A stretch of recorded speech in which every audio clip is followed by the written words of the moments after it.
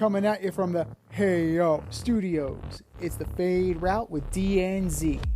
Here are your hosts, D and Z.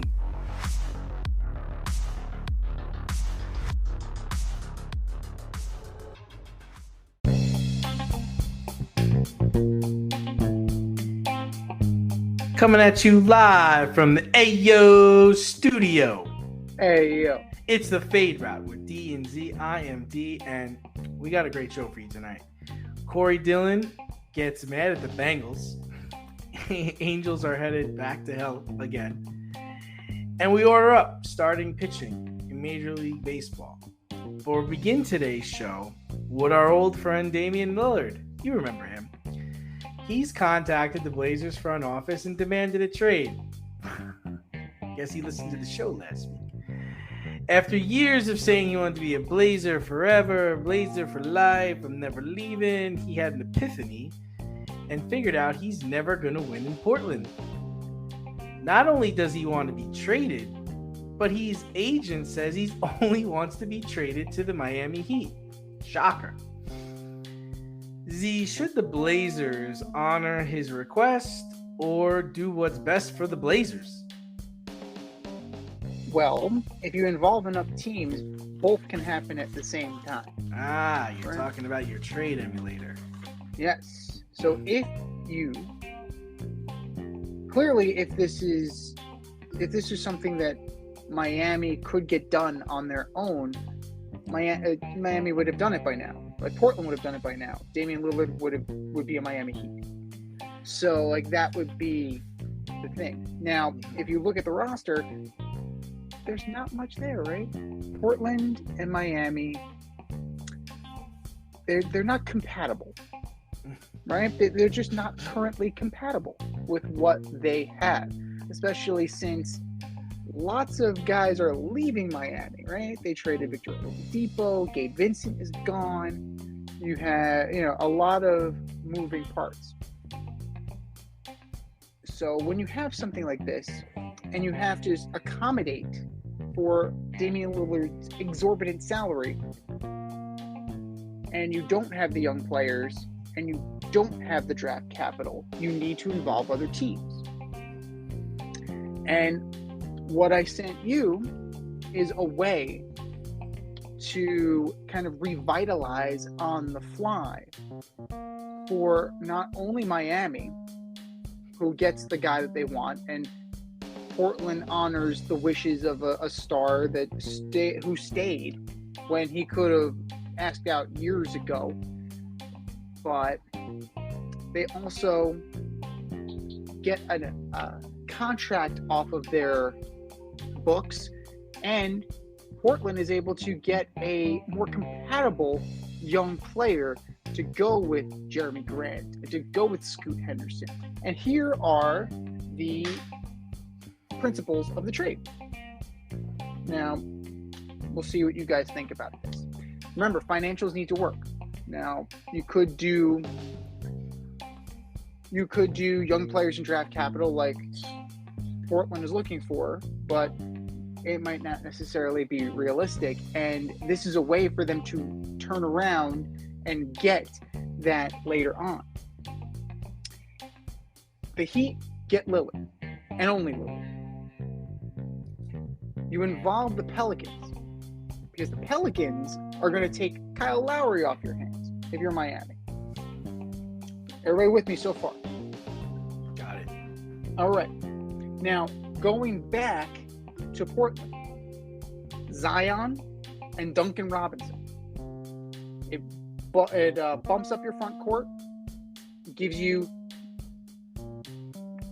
a better combination to go with Henderson and Grant and Simons, and then you're able to facilitate Damian Lillard's wish, clearing out the point guard position in Miami for him by cutting out Kyle Lowry. So there are multiple roster machinations that make that happen. You get the young player that you're looking for in Zion. You may have to throw in some trade exceptions and draft picks, and those are always going to end up moving pieces and swapping from team to team.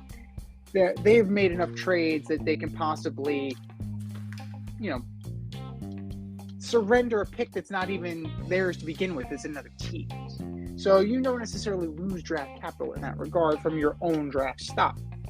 Now, is this likely? No. Is it a solution? It's a solution.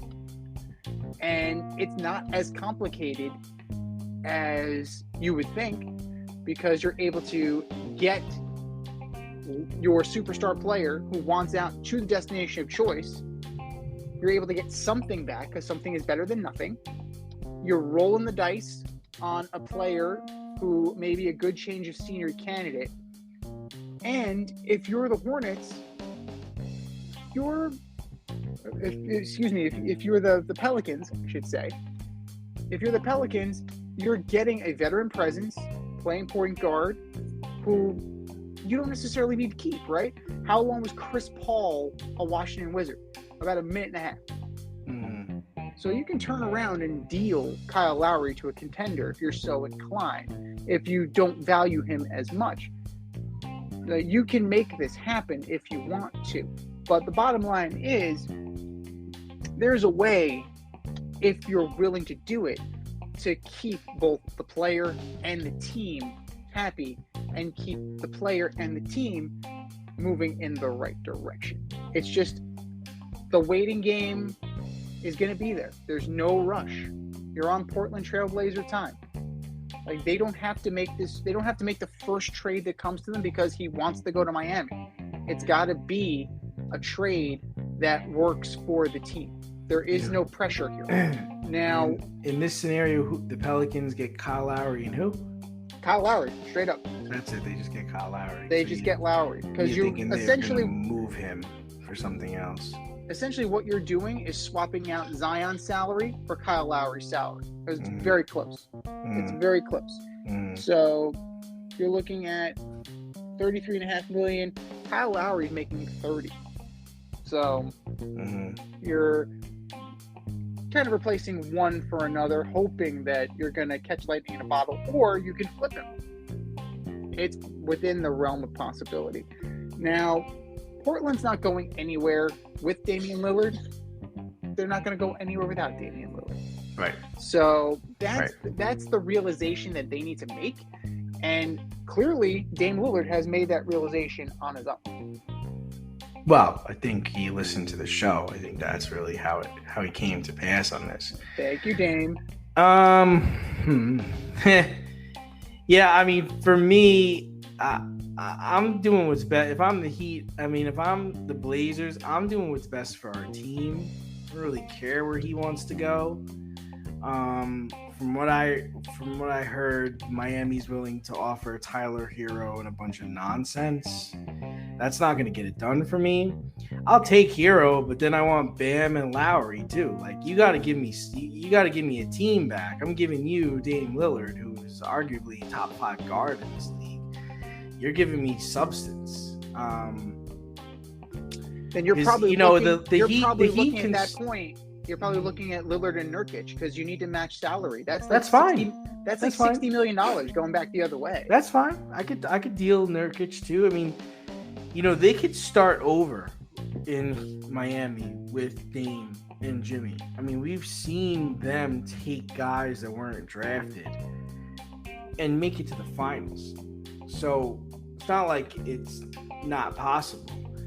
But, I mean, if I'm another team, I'm not scared of Dame Lillard saying he wants to go to the Heat. I mean, Kawhi Leonard didn't want to go to the Raptors, and he went there and won a championship. So I'm not afraid to deal with Portland just because he has a particular place he wants to go. Because at the end of the day, we saw what happened with the Nets. Could just be a flyby. You go to the Nets and then wind up going to another team. You can go, come here, and then halfway through the season, we both decide that you'd be better elsewhere, you go elsewhere. But for me, if I'm Portland, I'm calling Boston. Because give me Jaylen Brown, give me Williams, maybe a first and second, and Boston's ready to go. I mean, you can pencil them in for the NBA Finals with Porzingis, Dame, Tatum, and whatever they have left, and Brogdon, for whatever they have left from last year. And for me as the Blazers, I've got Jalen, I got Scoop. I'm gonna have a decent center. Still got Nurkic, and we're gonna be okay. We're probably gonna be like a 4, 5, or 6 seed, and then I can make some more moves after the season's over. Another team I'm calling Milwaukee, because give me Drew Holiday, give me Brook Lopez, and 2 firsts. And let me tell you, with Middleton, Giannis, and now Dame, because you have to trade him to. If I'm Portland, I'm looking at the teams that they're a player away, or they're on the cusp, or they're close, because that's gonna work for him and that's gonna work for me. I'm not saying I'm taking what he wants, into consideration. What I'm saying is that's a team that can say, you know what, if we bring him here, he's gonna play here. He's not gonna give us a hard time. We've got stars, we're close, we can use him. It doesn't mean that I wouldn't trade him to Orlando or wouldn't trade him to the Pelicans if the right deal came across, but that's what I'm looking at. I think Boston would be smart to get in on this. I think the Bucks would be smart to get in on this. But it doesn't have to be Miami. What about a team like Philly? Yeah, sure. I just don't know. I don't know how that dynamic works. Because Philly likes to operate with Harden as a point guard. So is Harden going to go back to is he going to be a 2 guard here? Is that how that's going to work? Like, how is that going to work? If he's opted in to be traded, it's good. You can use the money as part of this part of the trade, because there's a $10 million difference between Lillard and Harden. Okay, so you're saying it's going to be opted in. He wants to get traded. Like that's the story of James Harden. He opted in to get. You're trying to say, okay, it's going to be Embiid and Dame Lillard. That would be the plan, and you get to keep Maxey, and you get to keep Maxey, you get to keep Melton, you get to keep Tobias Harris, unless you're moving out Tobias Harris instead, and now you're having Lillard, Harden, and Embiid. But then you're retarding the growth of Tyrese. Yeah, I mean, if you're the Blazers, yeah, that makes sense. But if I'm Philly, I'm not sure if Dame Lillard is going to help us win a championship, because I saw him play with LaMarcus Aldridge and didn't work. So is Embiid that much better than Aldridge? I'm not saying I wouldn't do it. I'm saying I'm like, it helps me out to get rid of Harden though. So yeah, I guess that does. Yeah, that works. I could do that. I think we're a better team. So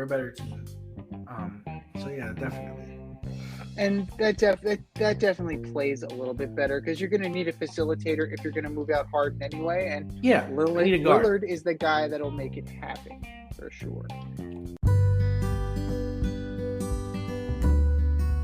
Avoid messy accidents. Get better stopping power with your brake pads. Callahan brake pads. You never know when you'll be driving in the road and there will be a truck tire that you need to avoid and save your family. Callahan Auto. We really care about what's under your hood. Well, one guy who's not making it happen right now, Brandon Miller. The number 2 pick in the NBA draft is having a rough summer league so far. He is struggling. The former Alabama forward had more fouls than points his last time on the court. Should the Hornets be concerned? Huge problem. We got a huge problem here. Huge problem. I believe he had 8 fouls and 6 points. That's what I believe his numbers were. This is summer league, man. You should be lighting this shit up. This should be nothing but a G thing to you. You've got to be at least getting in double digits and say, you're holding back a little bit. But he seems lost at times. And it's so odd. Michael Jordan better start talking to this kid before the games, after the games, during the game. He's got to get going. Well, what do you think, Z? I think it's too early to tell. Oh, you're such a nice guy. It's summer league. Call me when this matters. It does not matter right now. He got 6 points, 7 assists, 4 boards, and a steal in the most recent game against the Warriors. He's getting his feet wet. You have to give him time, and you have to make sure that you have to take into account that he's not doing this with LaMelo Ball, right? This is summer league. You're not playing with the best and the brightest. He's not going to play with the guys that are going to be on the opening night roster. Yeah. At least not all. Mm-hmm. Like, that is the point of camp, right? His goal is to stay in shape. His goal is to adjust to NBA life. And then once you get to camp, and if he's still doing this in camp, then you need to be concerned. If he's not gelling with LaMelo Ball, you need to be concerned. Right now, what's going on, this is spring training. Yeah. Like, if you lit your hair on fire for a kid that was struggling, like, you would be lighting your hair on fire all the time. Yeah. Right? So there's nothing. So for you, if he had 15 points, 10 boards, and 6 assists, you'd be like, whatever. Yeah, no, exactly. It's so Victor Wembanyama playing tonight is whatever happens tonight. It doesn't matter. No, it's none of it matters. No, none of it matters because he's not he's playing against guys who are gonna be bagging groceries. Mm-hmm. So the bottom line is this: like, show me what he does when the lights are on bright against real competition. Like, that is what's going to matter to me. Now, if it goes both ways, right? He scored 8 points here.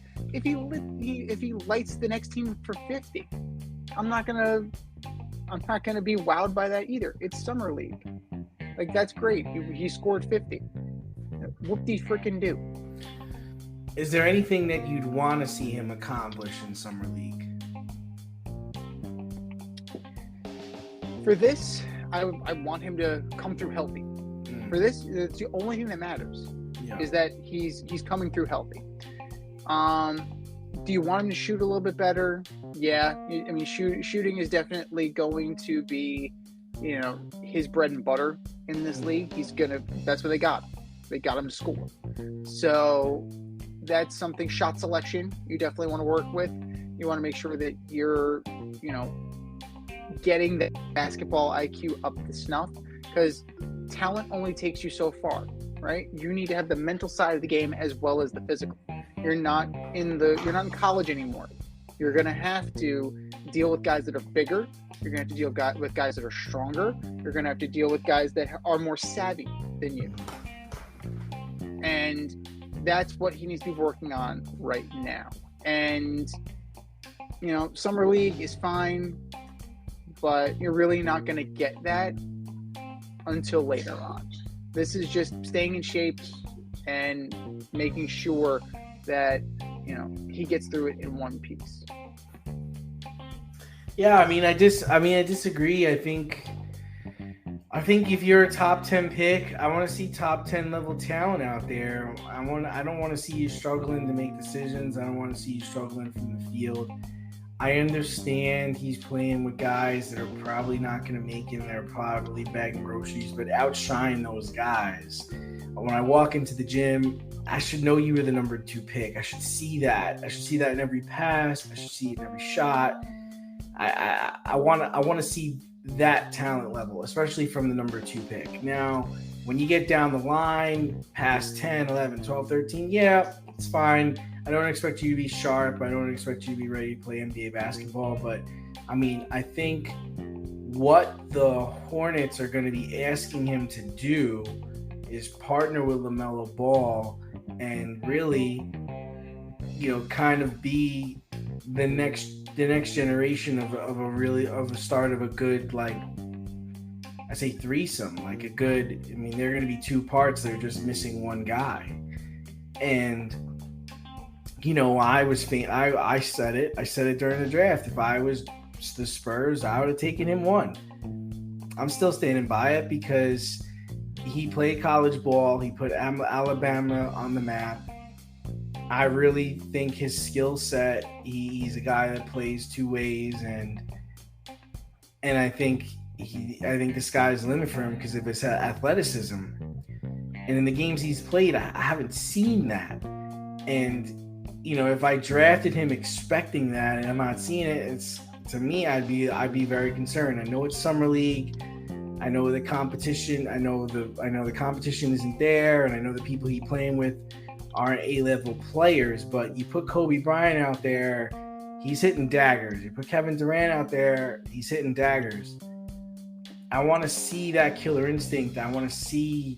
I don't want to see you hacking guys. I want to see disciplined defense. I want to see you move your feet. I want to see you in this, and I'm not getting that from him.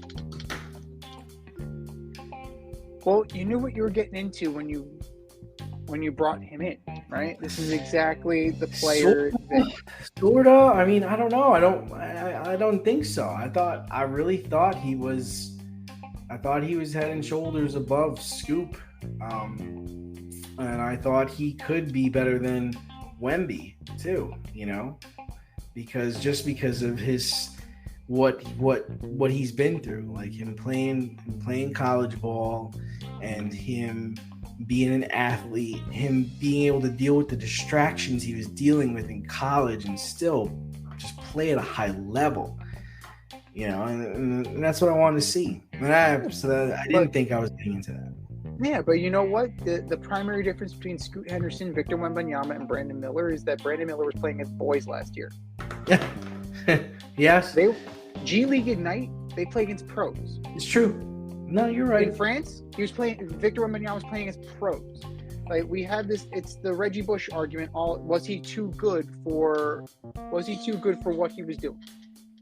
Right, Reggie Bush was like, head and shoulders. Oh, I loved watching Reggie Bush play in college. This is amazing. And then, I know we've had this argument. Like, you maintain that he slotted into the perfect role in New Orleans, but he became just another guy in the NFL. Like that's possible. It happens. Like, guys become just other guys. How many top 5 picks have we seen that happen to? Sean Bradley, just another guy. Right? Sam Bowie, just another guy. It happens. Sure. But you have to give them time to develop. And lighting your hair on fire over 2 summer league games is not the reaction you're going to want, because you're going to panic the fan base, you're going to poison the well, and you're going to turn the fan base against this kid before he's even suited up for a real game. So I think that's something that you need to kind of pump the brakes on. And remember, he's just 20 years old. He was in college. You have perspective here. This isn't Wembanyama. If Wembanyama fouls out with no points tonight, then maybe there's something. But, I mean, should have got a live chicken. There's already a lot. There's already some, there's already a little smoky fire around Victor Wembanyama based on what happened with Britney Spears. So there's a little bit of something going on. So that would be concerned, but. These are the growing pains that you expect from a young player.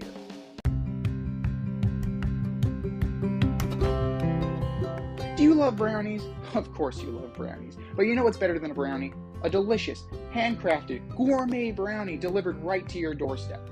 That's what our guys at Sweet Life Brownie Co. offer. Chef Tommy D and the crew offer a dozen delicious delights that you will crave, from the classic OB to Dutch apple to campfire s'mores and many more. Check out their website, sweetlifebrownieco.com, for their Friday brownie drops.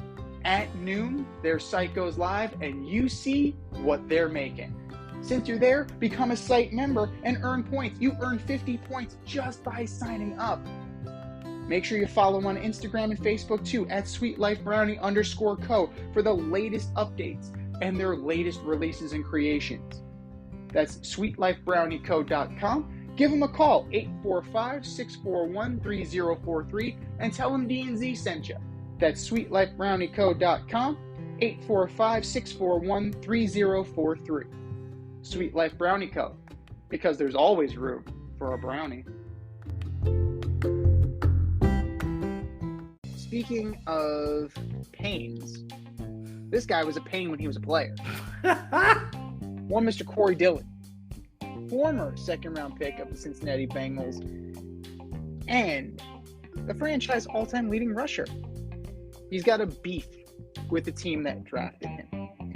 The former stud running back for not only the Bengals but also the Patriots is waiting with bated breath to be elected into the Bengals Ring of Honor. Unfortunately for Mr. Dillon, the Bengals operate a little differently than, pretty much everybody. They allow fans and season ticket holders to vote on who goes into their Ring of Honor in Cincinnati. Now, Dillon is upset because he feels his election should be based on stats and not a popularity contest. Sounds like Albert Bell. Should fans vote on the Ring of Honor, on an individual team's Ring of Honor, or should we leave that up to the front office? What say you? Yeah, so we've talked about this in the past about how I feel about Ring of Honors. I'm not really a fan of putting people in the Ring of Honor unless they've made significant contributions to the franchise and the community.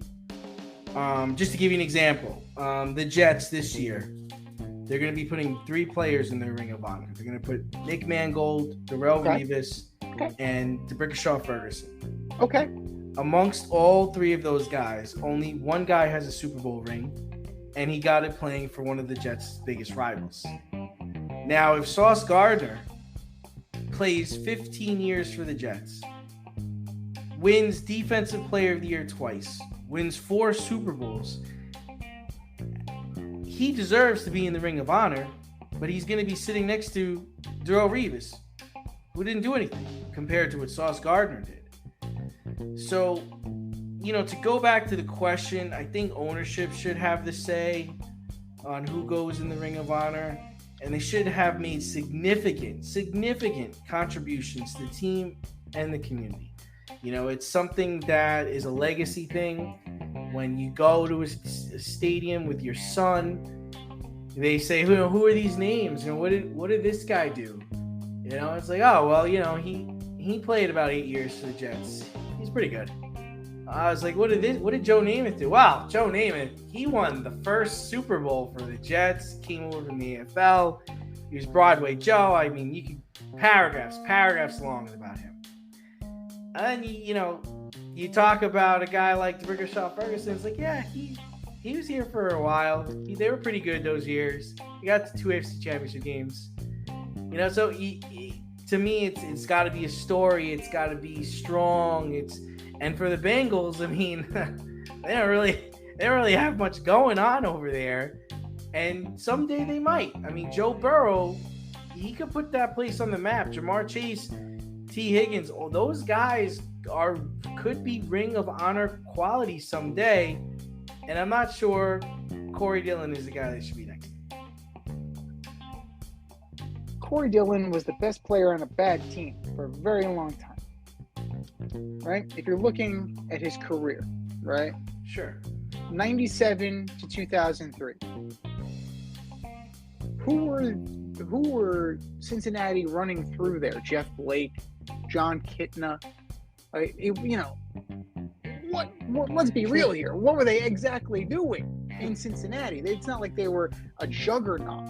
They brought back the rotting corpse of Boomer Esiason so he can end his career. Love you, Boom, but you should have retired in Arizona. He's a 4-time Pro Bowl. Corey Dillon was and is. 3 of them were with Cincinnati. So majority of his accolades are going to come from Cincinnati, his individual accolades. Now, the Super Bowl rings with the Patriots, we understand that. He's got what, one? One. He's got one from 2004. 7 years in Cincinnati, 8,000 yards, right? Only 8,000 yards for his career in Cincinnati in 7 years, 45 touchdowns. In his 3 years with the Patriots, he had almost 3,200 yards and 37 touchdowns.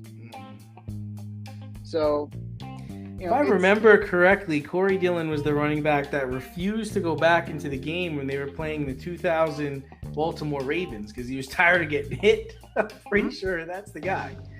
That's pretty. I'm not saying, and again, I'm not saying he shouldn't be in the Ring of Honor. You know, he is their all-time leading rusher. Mm-hmm. Okay, an argument could be made for you because of that.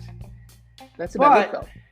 Yeah, that's about it, man. Like, that's about it. And those all-time leading things, it's not like you're not reachable.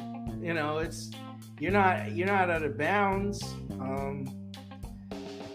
I don't know. I kind of understand why they would put it to the vote of the fans and season ticket holders. I kind of get it because it is their stadium, it's their players. If they really like a guy, but I'm kind of with Corey where this isn't a popularity contest. It's about, I played really well here, but you didn't win anything here. That's the thing. You didn't win. You gotta win. I mean, I don't go back to my high school anymore because I didn't win. Like, other guys go back because they won. They've got rings. They got banners. They've got, when they go back, people know who they are. I don't think it's this. I just think in the pros, it's like you really had to have accomplished something to get your name and your number up there. Just by comparison, Joe Mixon already has 5,378 yards. Joe Mixon's going to take that title in 3 seasons. There you go. Good point. Valid. So is Joe Mixon going to go up in the Ring of Honor? That's exactly what I'm trying to say, Z. At some point, you've got to draw the line. Like, I can't just put you up here because you broke one of our really low records. Like, what happens if 2 years from now, the Bengals draft the next LaDainian Tomlinson? It's like, how could we put both of your names up here? We can't.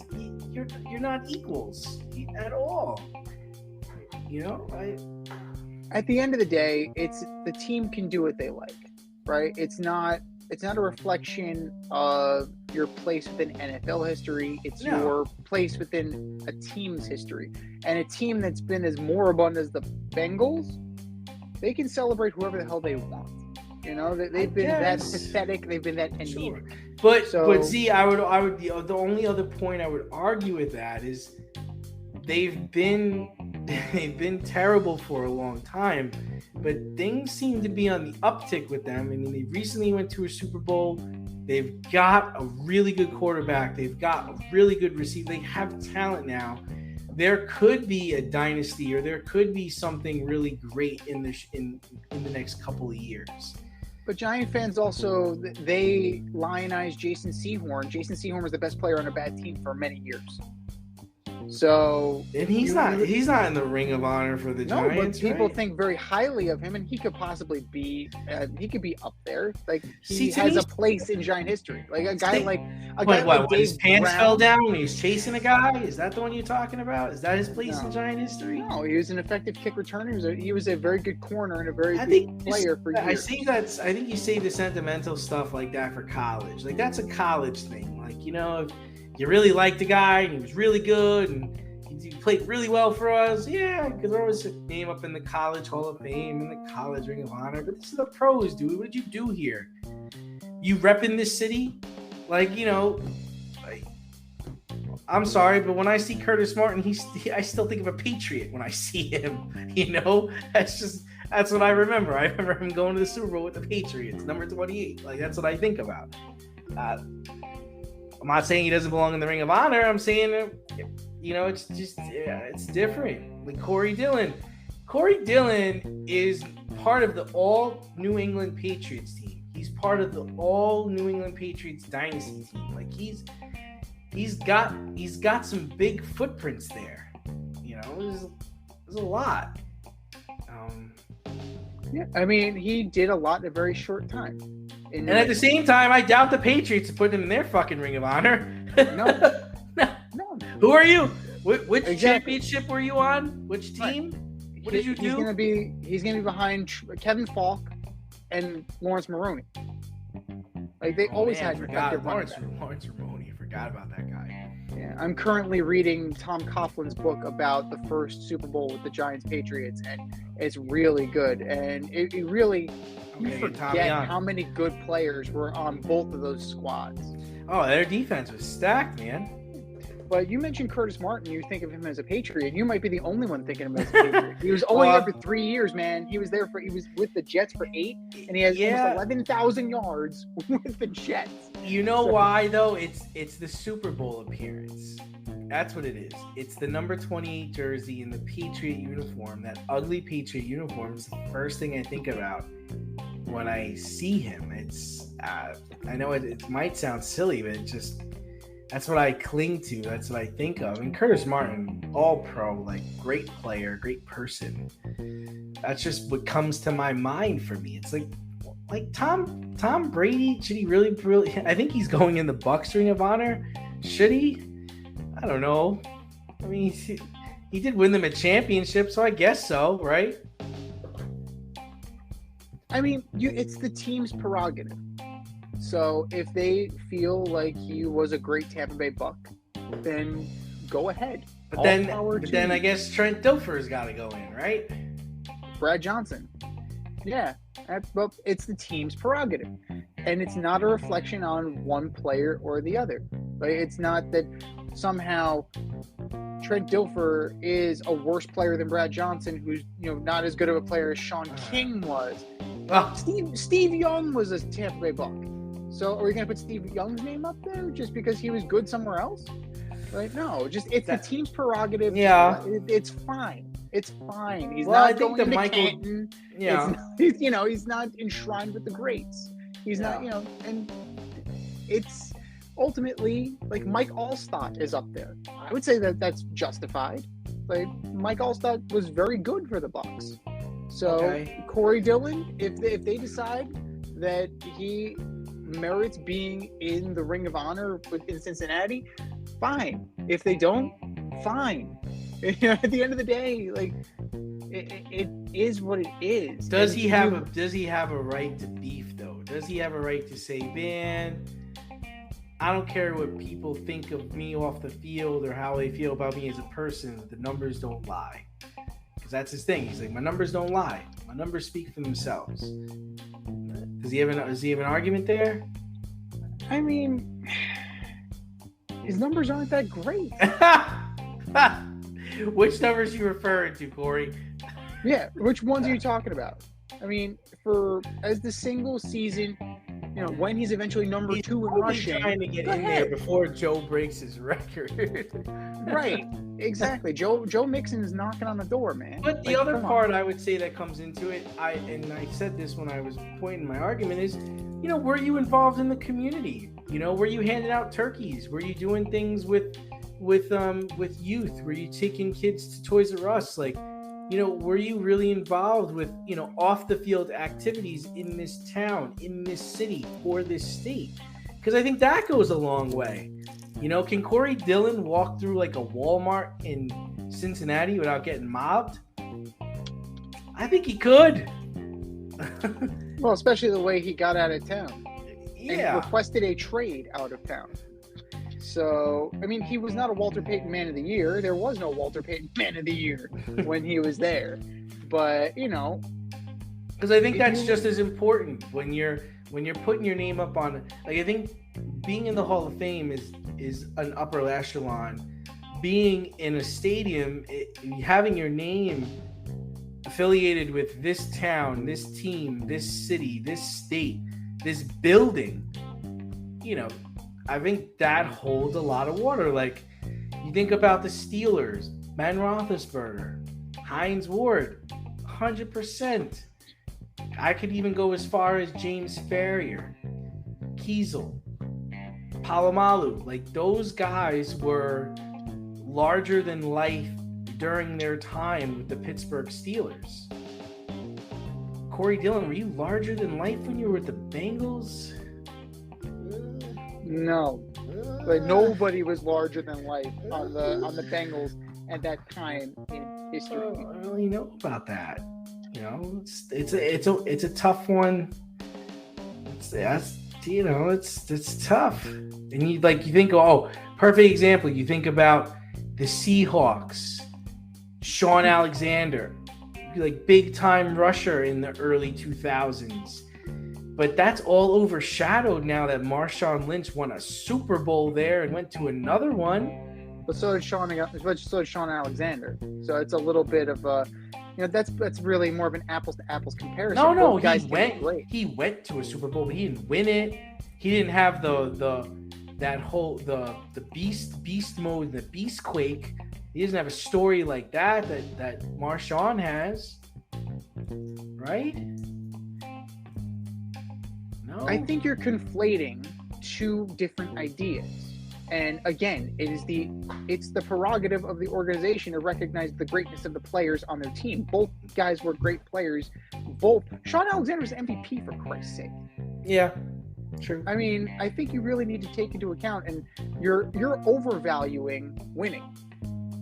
I do that a lot. You're overvaluing winning.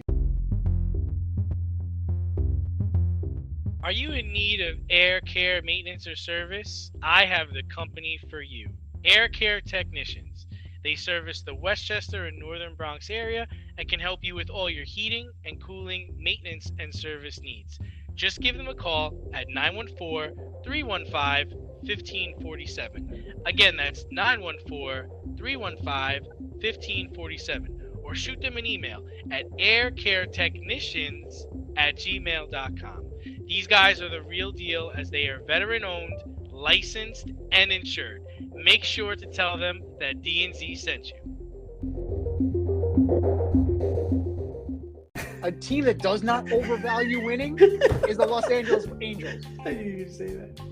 Because they don't do it. They just don't do it. And don't look now, but that train's never late. They're in trouble again. Ohtani left his start with a cracked fingernail and a blister. Rendon fouled a ball off of his leg.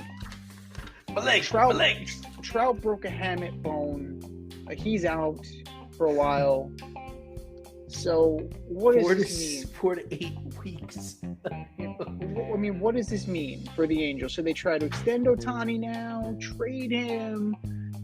Stay in it as much as possible? What's the move? Yeah, so I'm all for trading him. I mean, it's over. I think that's pretty clear. And you could always try to re-sign him, right? I mean, it doesn't have to be the whole Soto thing. You could totally try to re-sign him. Call the Dodgers. Because the Dodgers are in trouble. The Dodgers, I think, are in trouble. I want your farm. I want Bobby Miller. I want Miguel Vargas. I want Michael Busch. And I want Walker Buehler. That's it. I'm trading Babe Ruth. This is what I want. I'm going to be cursed. I'm going to look as the biggest loser, the guy who let Babe Ruth go. But this is what I need. You know what? I'm calling the Yankees. They're in a lot of trouble. I want Dominguez, Brian. I want fucking Dominguez. Give me also Rizzo. Give me Torres. I'm giving you Babe Ruth in New York. It's your job to try to re-sign him. You'll have Judge, Stanton, and Ohtani. And by the way, he's going to be probably your best pitcher on the team, and you have Garrett Cole already. That's it. That's the way I'm selling it. I'm not going to waste my time with Boston. I'm not going to waste my time with Cleveland. I'm not going to waste my time with the Diamondbacks, even though the Diamondbacks have a really good farm system. I'm going for people that are in trouble. Those are two teams that are in trouble, and if they add Ohtani, they're not going to be in trouble anymore. Well, if you're looking at the wild card standing currently, the Angels are 45 and 46, so they are right up against it. You're looking at Baltimore, Houston, and Toronto. They hold the spots. The most vulnerable, you're looking at probably the Blue Jays. They're 49 and 40. You have the Yankees and the Red Sox directly ahead of the Angels. Now, you're going to get not as much as you think. He's a rental. Like, he's going to be a rental because he's going to hit that free agent market and he's going to end up with the Dodgers anyway. Or he's going to end up with the Padres. So, I'm very hesitant to make that call. I'm very hesitant to say, here are my top 4 prospects. Here, just take them for what? 2 months of Ohtani, maybe? Because there are no guarantees. So, it's dicey. It's very dicey. Now, the roster is such that it leaves a lot to be desired, right? You have Tyler Anderson, you have Sandoval, you have Griffin Canning, Reed Detmers. This is the rest of your rotation, right? This is the drop-off from Ohtani. They have newly minted Carlos Estevez, newly minted All Star Carlos Estevez. So you have that coming out of the pen, but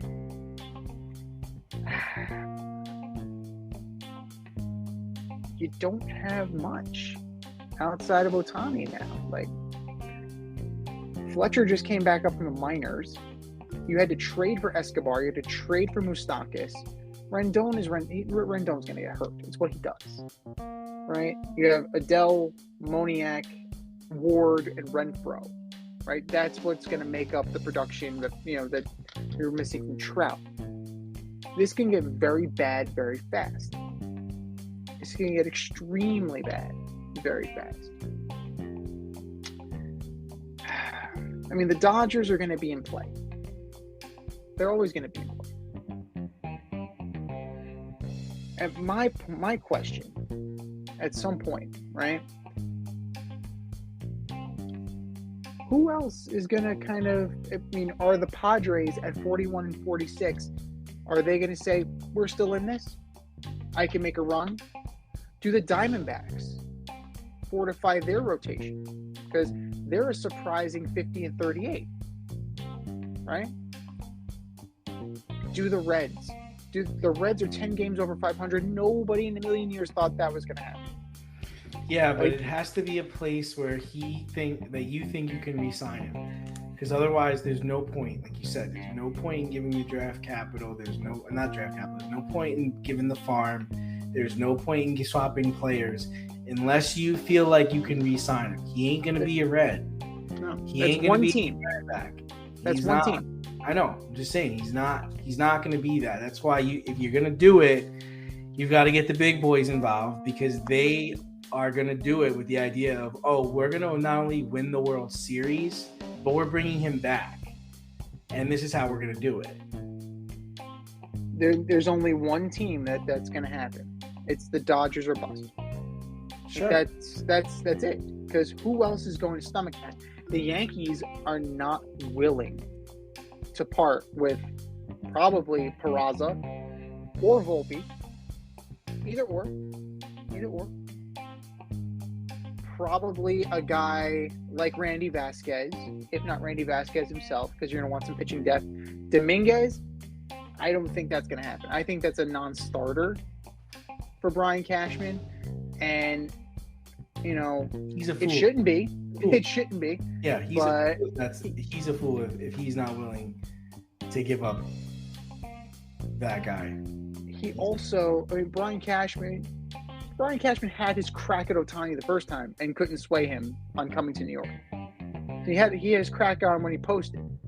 So he wants to be on the West Coast. He doesn't want to be in that market. He doesn't want to be on that level of stage. Now, that's what makes the Dodgers interesting. It's an interesting question. But, they definitely have the resources to make it happen. And, you kind of don't have much of a choice if you're the Angels. You're gonna have to swallow this. You're gonna have to stomach it and bite the bullet and take what you can get for him, because he's not coming back. He's not coming back at all. But the other place he's not going to be is on the All Star game, because he's got that cracked finger. He's got that cracked fingernail. He's got that blister. But you know who is going to be there? You got 8 Braves and 5 Texas Rangers. 5 Texas Rangers. We didn't see that 5 happen. Texas We Rangers. did not see that happen. Neither of us saw that happen. No, neither of us saw that happening. But you know what? The Braves lead all the teams in All-Star vote getters and All-Star appearances. So should this just be the Atlanta Braves versus the American League All-Stars? And who's going to win that game? Well, just to throw something else out there, the Braves have hit 167 home runs and set the record for the most for a team before the All-Star break. That happened tonight. Listen, if you just give us Kershaw and Betts, I think we got a game.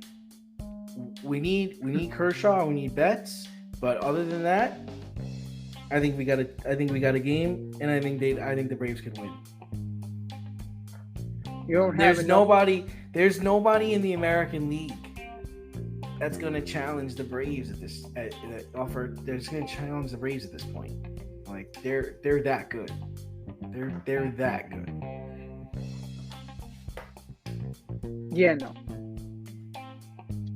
Like, I will take the American League over the Braves. Who should the Braves be scared of? Corey Seager?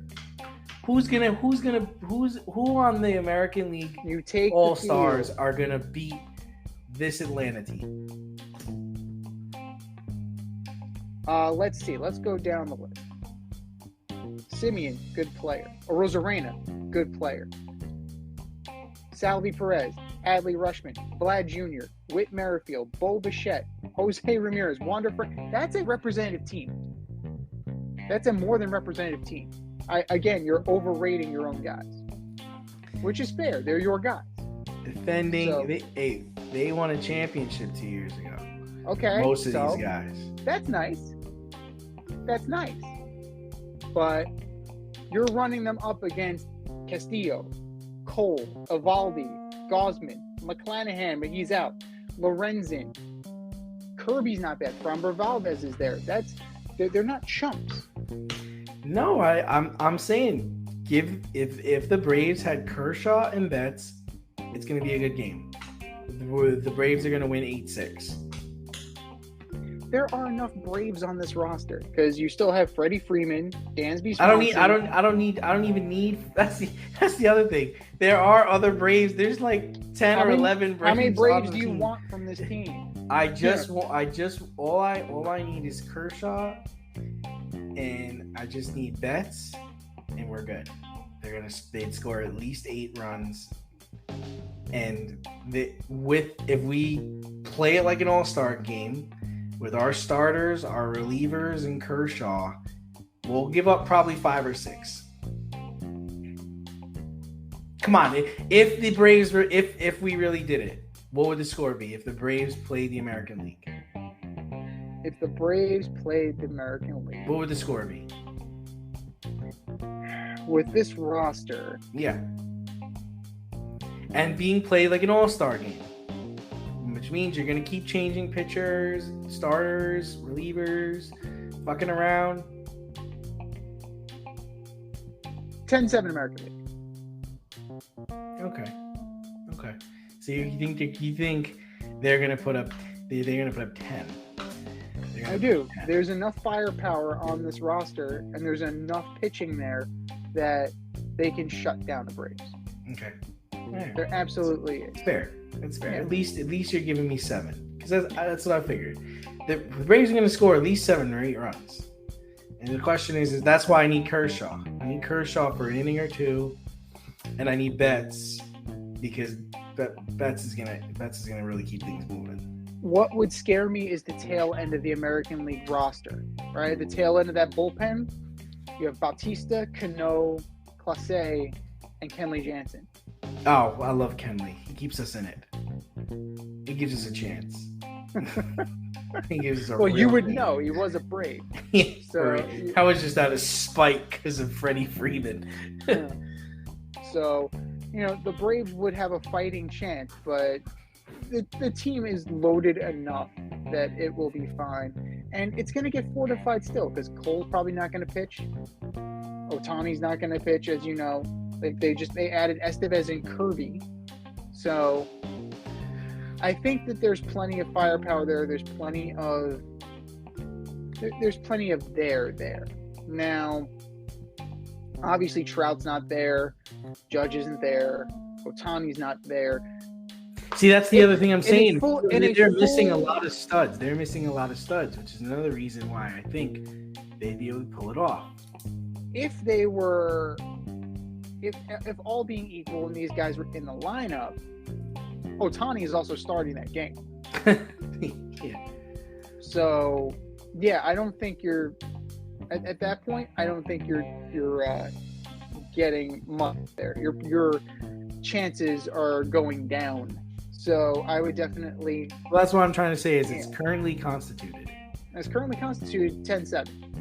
But if you're looking at a fully healthy and whole team, the Atlanta Braves would get smoked. Okay. The Atlanta Braves would absolutely get smoked. But any of these teams would get smoked because that's a high caliber team. That's the All Star representatives. They did a good job. The starters are solid picks. The reserves are really good, and the guys that they're replacing because of the guys who are opting out, great job. It's a great job on the selection here. So it's going to be an interesting game. And the home run derby is going to be interesting too. You have a really good home run derby field too now that it's fully rounded out. So who are you? Speaking of the home run derby, who are you taking? So who's on your? Since we're here, we might as well talk about it. If I was a betting man, I'd take bets just to make some money on it. Yeah, the guy who didn't want Mookie Betts in, now you're all about it. I'm just saying, I'm taking the long shot. The long shot would pay off. I would have him. It's either going to be him or J-Rod. And, that's tough for me because he is taking on Pete Alonso in the first round. So they're having that rematch. So it's something that, I'm definitely begrudgingly going to go against my boy. But I think that the home field advantage, that's going to carry J-Rod through. And I think he's going to get to the finals against Betts. But we will see because we're entering the dead zone of Major League Baseball. But expect at least a halfway decent game on Tuesday. Step outside of your safe area and make a statement without saying much with FCK Clout Lifestyle Apparel. Embrace the colorful chaos and stay emotionally regulated in their hoodies, snapbacks, graphic tees, accessories, and more. Season 3 merch is up now. Get it while you can. Go to fckclout.com and get all of your needs from men and women. That's fckclout.com.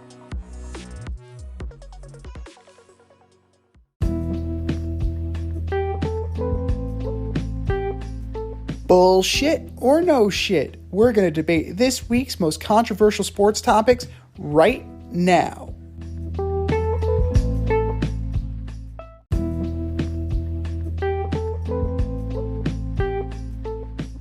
All right, boys and girls, we have a statement, and it's either bullshit or no shit. Bullshit or no shit. Number one, the Dallas Mavericks are contenders. Oh man. I'm gonna say bullshit, and it's really just because of Kyrie Irving. I just worry about him. I just worry about that guy. He could just decide that he's not gonna play. But I do like the moves they're making, and I don't feel they're done. I think Grant Williams is a huge pickup. He's the perfect guy for that team and what they're trying to do there. They're probably like 1 or 2 players away from being like a 3 or 4 seed. And it just becomes down to, if Kyrie buys in and if he really plays at the level he needs to play with, and him and Luka could figure it out and become really, really good backcourt, I don't see it. That's a big if. Yeah. That's a big if. Contenders for what is the question I would ask you. Yeah. Because they had an opportunity last year and they instead chose to protect a draft pick rather than make a run to playoffs. So, that's all you kind of need to know about the situation. But I'm going bullshit. Like, even with the Grant Williams acquisition, it's not enough. They need to do more. As presently constituted, this team just is not enough. Like, maybe Omax Prosper will be something. Who knows? He's 21, right? But you have Grant Williams. You invested in him. He's young, 24. You brought back Kyrie. You're gonna get a full season of him, for better or for worse, and you're gonna try and make that happen. You're gonna try and force the square peg into the round hole with Kyrie and Luka. You got rid of, you got rid of Porzingis last year. Bring Grant Williams in this year. I don't know if that's going to. I don't know how much that's going to change things. They got the guy from Duke. They got the center from Duke, 19 years old. There's some potential there, but then you look at the rest of this roster. You've got the rotting corpse of Frank Ntilikina, Marquise Morris. You have, Tim Hardaway Jr., like Seth Curry. You have guys that are probably going to get, sold off at some point. But, they definitely they got to do more. And you're 100% right. If Kyrie Irving does not buy in, that's dangerous. That's actually disastrous for the Dallas Mavericks. And you're 100% right. He's mercurial by nature. He could just turn around and be like, no, I'm good. I'm not going to play today. Like, what now? Why? It's a dangerous game that Dallas is playing. Brooklyn got burned by it. Cleveland got burned by it. Boston got burned by it. You don't want, there's enough there that you can kind of see that there's a pattern going on here. I understand you gave up a lot to get him. But don't be surprised when you get bitten in the ass on this one. I'm going bullshit. Big time. Bullshit or no shit. Number 2, the New York Knicks should make a play for Dame time. Bullshit. They don't need the guard. They need a better center. I think, and they need Barrett to be who they drafted him to be. Jalen Brunson's proven he's a star. They don't need another guard. I'm going to go bullshit on this as well. I would argue that they should make a play for Nurkic. All right. If you would, sure. So if you're going to call Portland, don't call Portland for Lillard, because who's going to replace Brunson? Or you're going to shift Brunson to the 2 and Lillard play the 1? No, it doesn't work. You're going to have to. The only thing, you would have to send back some young players, right? That's the only thing that would entice me if I was Portland. Because, financially, Evan Fournier for Yusuf Nurkic is almost, it's in the window to match up. Then you can always buy out Fournier. But, no, if I'm Portland, I want young players back.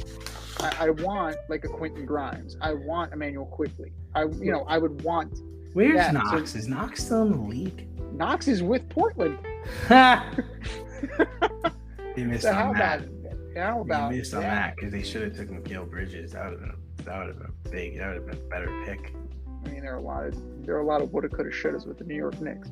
Yeah. But I would argue, if you're going to do that, you can even send Mitchell Robinson back the other way. Mitchell Robinson and one or two of the lower end contracts, like a Turk McBride. Like that would kind of balance out the financial aspect of it. But then you can also, put some trade exceptions in. You can add picks. Like I mean, if you're gonna solidify the front court, Nurkic would probably be the way to go over Dame Lillard because you're very guard heavy at this point. And I'm not giving up RJ. Like there's enough there. Like he's shown enough that, there's something there. He just needs to keep working at it. And Damian Lillard's 32. How many years are you going to get? 5, 3, somewhere in there? If you can guarantee me a championship in that time, maybe, but you can't do that. So, no, the Knicks should stay away and keep doing what they're doing because they're actually on the right track for once. Bullshit or no shit. Number 3, Brady to Gronk is better than Mahomes to Kelsey.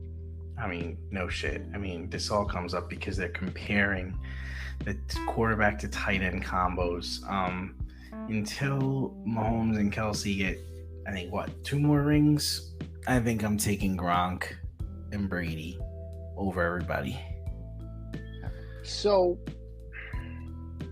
long term, no shit.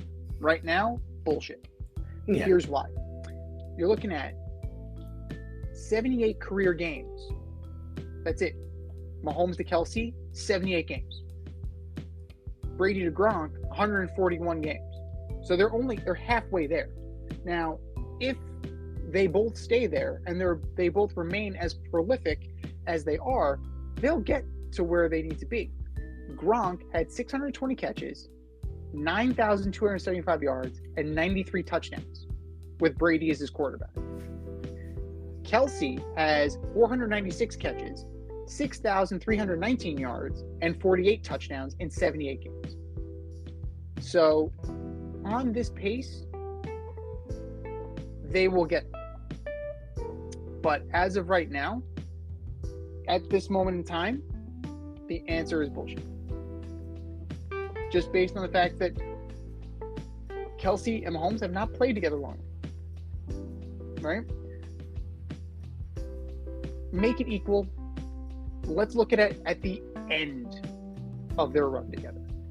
Everybody's just a prisoner of the moment, right? That always seems to be the case.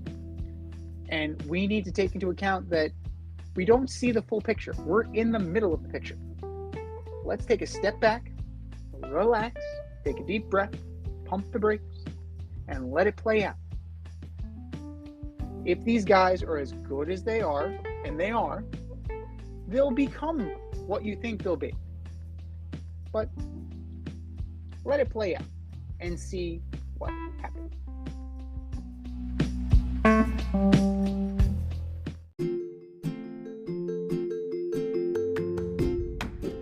You can't help but smile when you see a balloon. The simplest occasion is a party. Westchester Pop Stars, located in New Rochelle, New York, offers balloon styling and decor for all life's events. Birthdays, anniversaries, weddings, showers, school and corporate events, store openings, or just because. Westchester Pop Stars takes balloons and shapes them into works of art, creating decorative installations for your special occasions. No event is too big or too small, and their custom personalization service is top-notch. Westchester Pop Stars is a private studio, quickly expanding. In-person consultation is by appointment only. Send an email to westchesterpopstars@gmail.com for more information or to schedule an appointment. No need to hire an event stylist. All you need is balloons. Currently servicing Westchester, Putnam, New York City, and Connecticut. To find Westchester Pop Stars, search for them on Instagram, Facebook, or Google.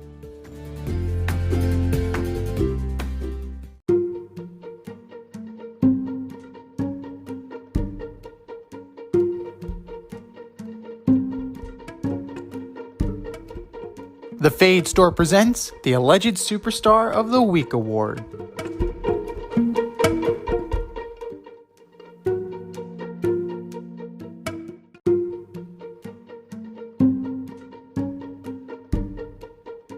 All right, boys and girls, you know what time it is. It's time for the Alleged Superstar of the Week. We put up a poll on our Twitter account at FadeRouteDNZ, and you vote, and you vote, and you vote, and you vote. And the winner of said vote gets a shout out on this here show and the coveted ass trophy. And do you know who took home the coveted ass trophy this week, D? I don't. We are going to need to send 26 coveted ass trophies because it was the Colorado Rockies. The whole team. The whole team. All of them.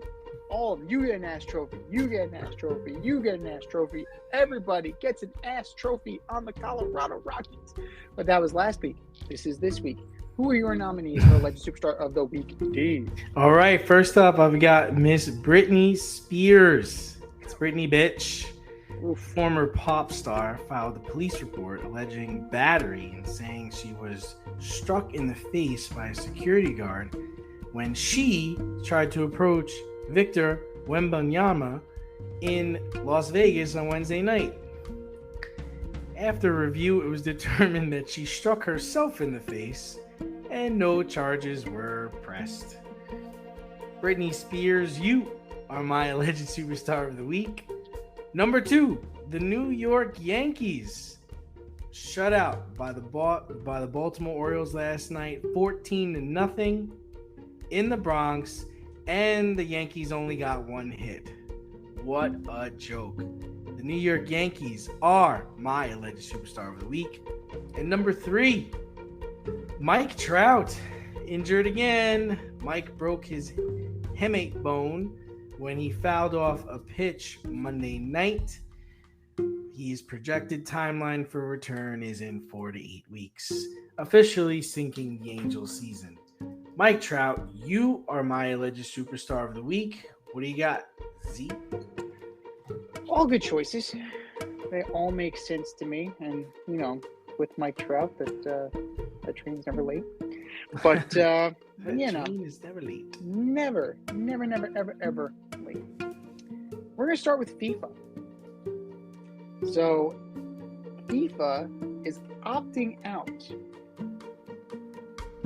of the rainbow armband for the Women's World Cup, which is starting in the next couple weeks. So, unity, inclusion, one love. Who needs that? Who needs that? We're not doing that. Right? We're not using the rainbow, LGBTQIA. We're not going to be doing any of that. So the bigots win again. FIFA, you are my Alleged Superstar of the Week. Number 2, Neymar. Sticking with soccer here.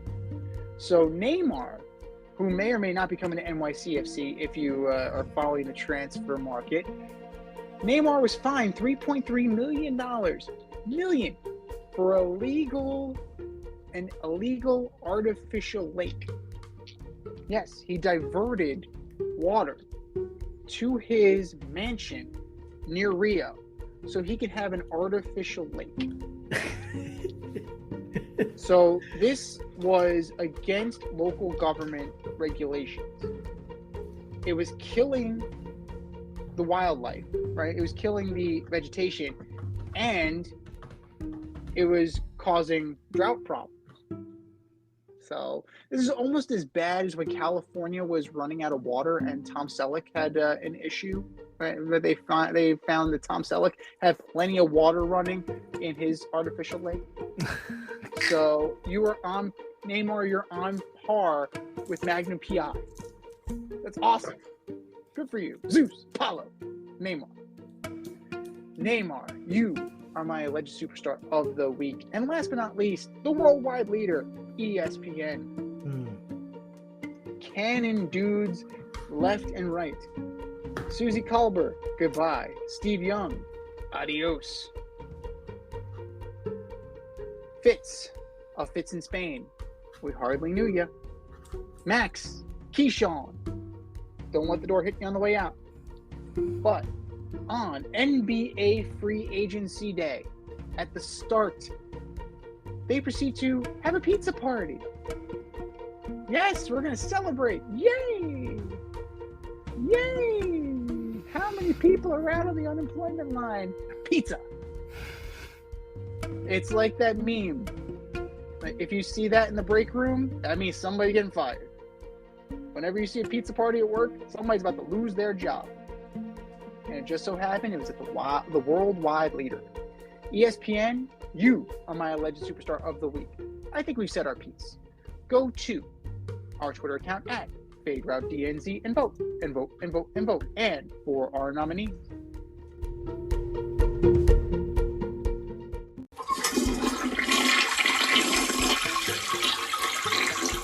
Just do better, boys. Just do better.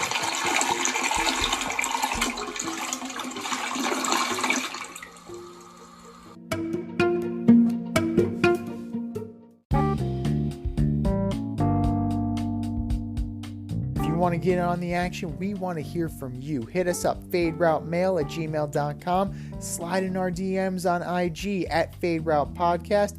Drop us a DM on Twitter at FadeRouteDNZ. Comment on our YouTube channel, The Fade Route with DNZ.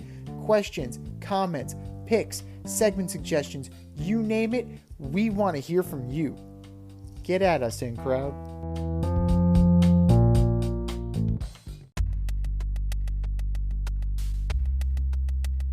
Order up!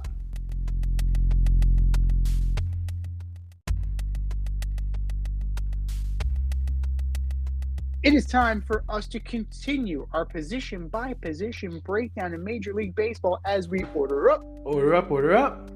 This week, we are ordering up the starters that toe the slab every 5 days. The top 5 starting pitchers in Major League Baseball from 5 to 1. Who you got, D? All right. First up, you know him. I got Ohtani. Yep, that guy. Sub-4 ERA, 4th in the league with 132 Ks. Number 4, I got Shane McClellan. Leads the league with 11 wins, and he's arguably on the best team in the American League in the Tampa Bay Rays. Number 3, another shocker. Favorite pitcher on my fantasy team, Nathan Eovaldi. Rough game last night, but he is the best pitcher on one of the best teams in Major League Baseball, the Rangers. Number 2, my guy, Spencer Strider. Number 1 in the league with 155 strikeouts. Dude is legit, and he is definitely Atlanta's ace this year. And number 1, it kills me to say this, but it's Garrett Cole. Guy has been a stud this year. He's on a shit team. He's sporting a 2.79 ERA with 118 strikeouts and 109 innings. It's hard to argue against that, Z.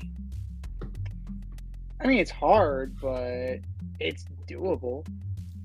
So, Garrett Cole, he is having a fine year. He is absolutely having a fine year.